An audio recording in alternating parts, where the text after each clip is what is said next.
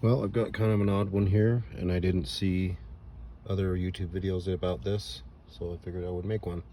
What I've got is a 2015 Ford Escape with a 2.0 turbo, and it won't start, or crank, or click, or even try to. Battery's fully charged, and AC, all the controls are on, but no air is blowing.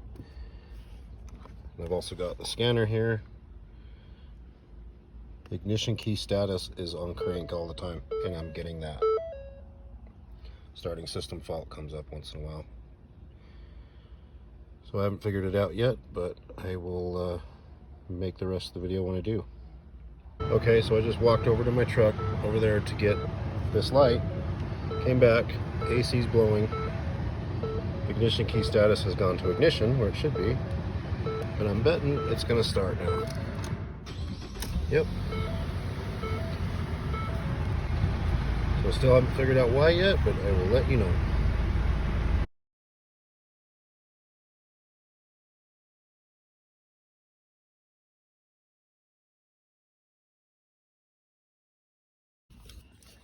Okay, so key's out, it's in my hand. Everything's reading correctly. Put the key in.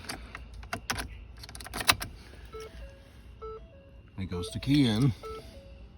Go to accessory. Accessory's active. Go to run. Now run is active. Crank it. Supposed to crank for a second. Back to ignition. Now this was an intermittent failure, so I won't know until it's run for a while if this did it, but I'm pretty sure this did it. What it was the ignition switch.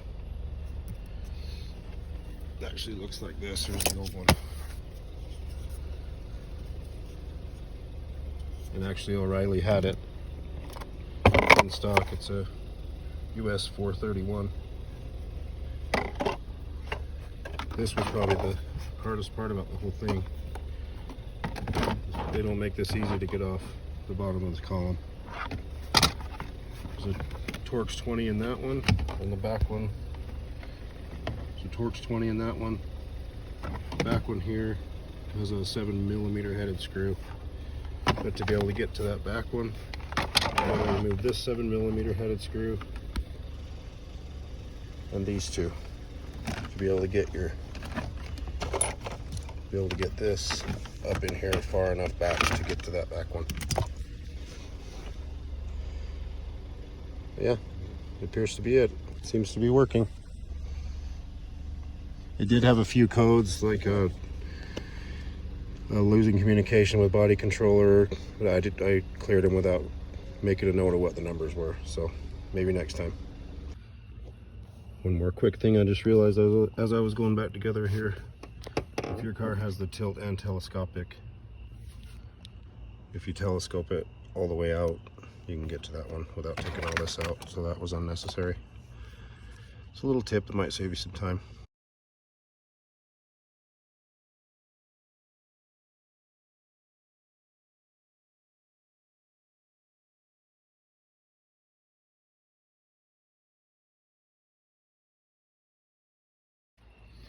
Here's another weird one. The little thing that you push to unlock it out of gear. When I push on it, watch what happens.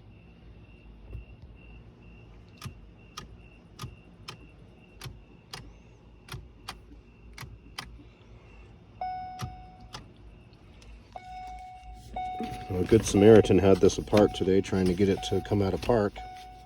I just took that out of a little clip there, but it does make me wonder what might have happened down in there to make that happen. And I keep getting that too, but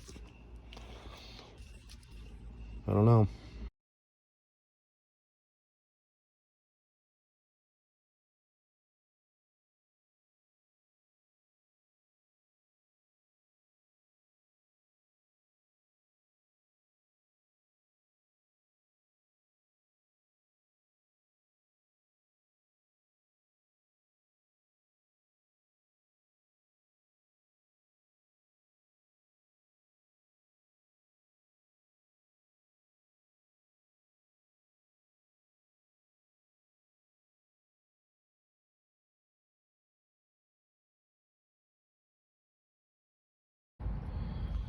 So just in case we go to look at this tomorrow and it's doing absolutely nothing wrong, this is what it's doing right now. You touch this,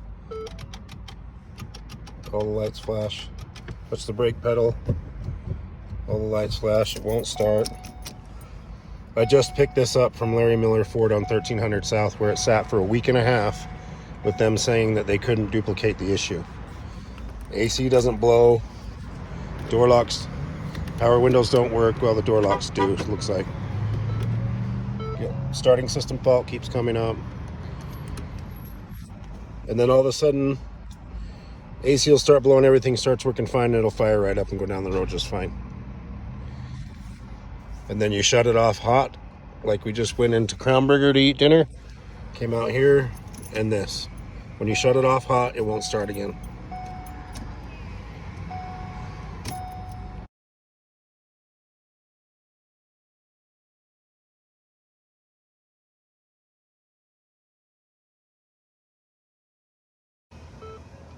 So check it out, nobody in the driver's seat.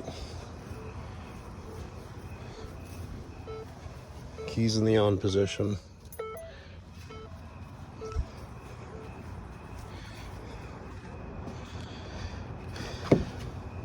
These are the wires that I started pushing on at the restaurant and it started working. But what it was this loom was connected right here, and here's what's going on.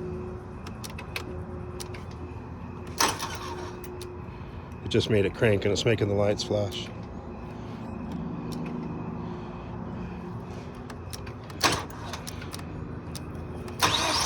It just made it start without moving the key.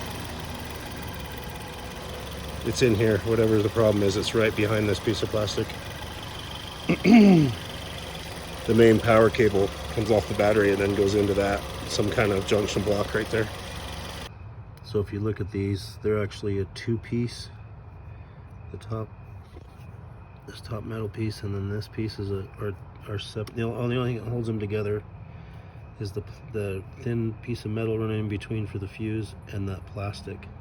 You can see how loose it gets from all the vibration of the engine. This one was in this slot. I had 12 volts on this side and 2 volts on this side, unless I pushed on this, and then I got 12 volts back on the second side. So I'm just going to go to O'Reilly and see if they've got new ones. I'm going to change them all. Okay, so here we are again, fast forward a few days. This is what I actually found wrong. This fuse had 12 volts going in and 2 volts coming out. I took it off and ended up going to AutoZone and O'Reilly, trying to find it. They don't stock it. They were saying it's dealer only. I called the dealer, and this one's a 50, which the old ones are easier to tell. This is the sequence of what I pulled off. That was the bad one. 50. They're all varying amperages. But AutoZone and O'Reilly didn't have them. The only one that Ford had was the 50. They had a bunch of 50s in stock and nothing else, and this mega fuse is what they call it, was on nationwide back order, and he had no idea when they would come in. So luckily this one's got equal power coming in and out, so that one's still fine. But my brother is actually the parts manager at the heavy equipment dealership I work for, so he was able to find them on Amazon. But I had to get a bunch of extras because it's a whole assortment, and as you can see, there's 1, 2, 3 50s. So to get 3 50s, I had to buy 3 packs. This is the part number on them. It's a MIDI/AMI fuse is what you had to search on Amazon to get that to come up. Okay, just search that phrase right there and it'll come up. It was, I think, 20 bucks per bag. Yeah, I've got a lot of extras. But also the odd thing is there's not a lot that holds that plate in place except for the fuses themselves, which kind of make the fuse a structural component, which doesn't seem wise to me, but I guess I'm not an engineer. So what I'm going to do is I'm just going to get some nuts and put 2 spares in these slots. It'll help stabilize this a little, even a little more. And then I've got a couple of onboard spares if I need to do a roadside swap around. Figured this one's a 100. One of these two are hundreds. So I'll just go with the spare, make the spares the highest amperage, which is the 100. Besides the mega fuse, the rest are 100 or less.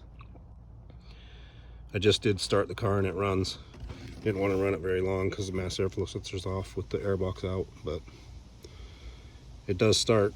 It took a minute to crank. It cranked for longer than usual without the mass airflow sensor on there, but yeah, I'm about to go drive it around and turn it off hot again, and I'll do a follow-up video again. All right, so just thought I would share this. I got all the slots full. What you're gonna need is a 5 millimeter 0.8 thread is what those studs are. 5 millimeter 0.8 thread.